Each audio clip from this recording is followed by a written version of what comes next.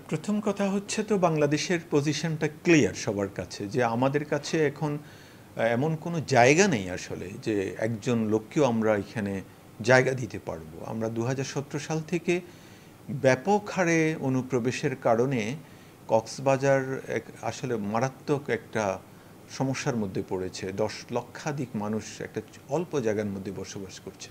সেজন্য জাতীয়ভাবে আমাদের তখনকার মাননীয় মন্ত্রীগণ এবং বর্তমানে আমাদের পররাষ্ট্র উপদেষ্টা সহ সবাই বলছেন যে যে মানে আমাদের একজন লোকও আর নেওয়ার সুযোগ নেই, এবং সেই জন্য আমাদের সীমান্তরক্ষী বাহিনী বিজিবি কাজ করছে এবং যাতে কোনো অনুপ্রবেশ না ঘটে।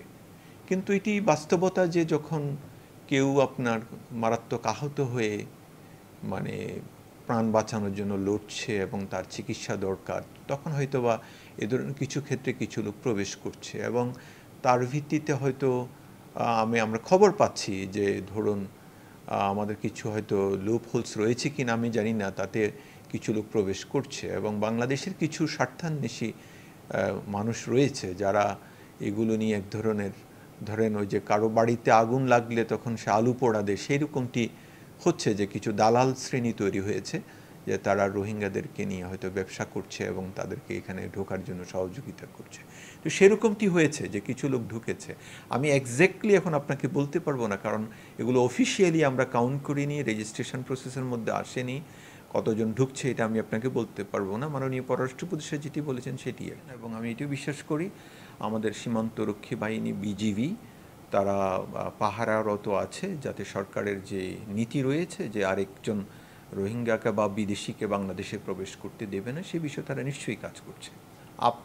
আমি তো বারবার বলছি যে আমাদের এখানে যেই সংখ্যায় রোহিঙ্গা বসবাস করছে, যেটি প্রায় 10-11 লক্ষ, তারপরে একজন রোহিঙ্গাও কিন্তু অনেক বেশি হবে, একজন মানুষও অনেক বেশি হবে। সুতরাং এমনিতে ধরুন প্রতিদিনই আমরা নতুন শিশু জন্ম লাভ করছে প্রায় 100 জন প্রতিদিন, এবং প্রতি বছর প্রায় 30,000 নতুন শিশু জন্ম লাভ করছে। আবার অন্যদিকে আপনার বিদেশি সাহায্য কমে যাচ্ছে, বিভিন্ন সংস্থাগুলো তাদেরকে উইথড্র করছে এবং পৃথিবীর বিভিন্ন জায়গায় মানবিক সংকট তৈরি হচ্ছে।